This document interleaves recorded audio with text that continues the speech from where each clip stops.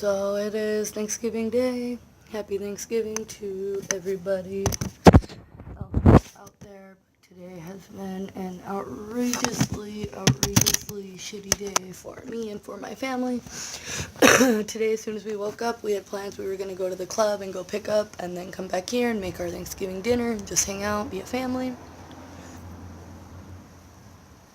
Right before we took off to the club, we were supposed to leave at 10. We all woke up late, so we didn't leave till about 11:15, 11:30. Excuse me. So we didn't end up leaving until late, and as we were walking out, my mom noticed that we have two older dogs. Both of them are 12. We have Poopy Noodle and Schnoodleberry, and then we have Nugget, who is 4. And she noticed that Schnoodleberry was like panting and shaking on the floor, just not acting like herself, so she just kind of got like a weird feeling and said, I'm just going to bring her with us.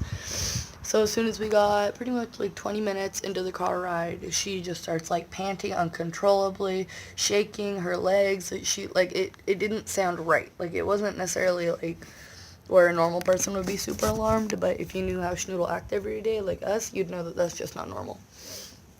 And so by about an hour into the car ride, she completely could not breathe. She couldn't walk. She wouldn't drink.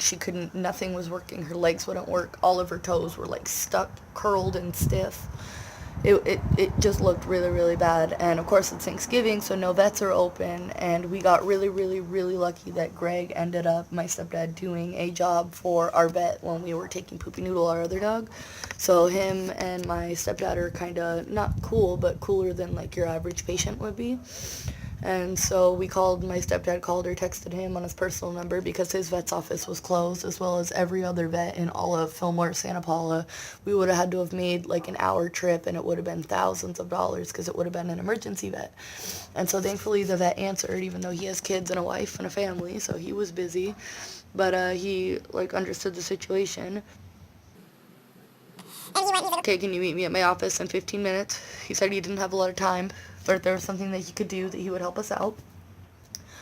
My mom went there with the intent that we were going to have to put her down, and we didn't know what was going to happen, but we knew that it wasn't looking good and that it was probably something serious.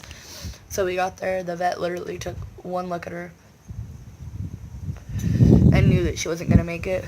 He said I could try a sedative to see if it would help her breathing and see if it like slowed it down to where she was a little bit more normal.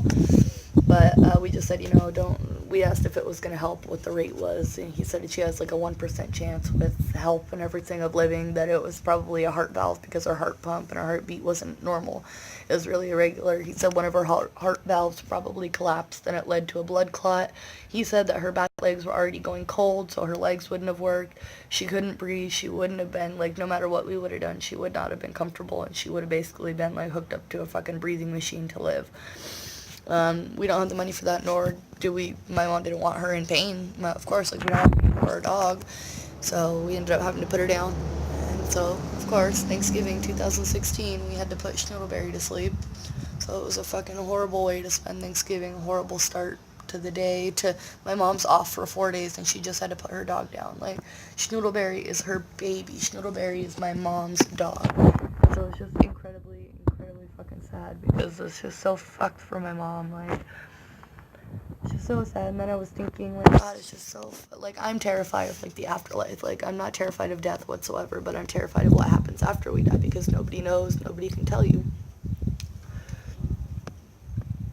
And, like, I was just thinking, like, fuck, Schnoodleberry didn't know when we were going there that that was going to be her last time getting to walk into anywhere, that was going to be her last time getting to ever take a breath or say hi to my mom. Like, she didn't know that she was going to die. Like, that's just crazy that she just walked in and was fine, and she didn't walk out, like, Schnoodleberry didn't know that that's what was going to happen. Schnoodleberry didn't know that she wouldn't get to come back home again, that she wouldn't get to see my mom. Like, that's just so sad to me, because she had no idea. There's no way for us to be able to tell our dogs, like, you'll be out of pain soon. Like, we couldn't ask her, are you okay, are you in pain? And, like, there was no way to know. And it's just so incredibly fucking sad to me, because there's nothing that we could have done to make it any better for her.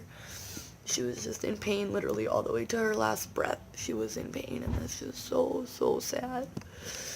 But she's not in pain anymore, and she's in doggy heaven, hopefully. But that was Thanksgiving 2016, so rest in peace, Schnoodleberry.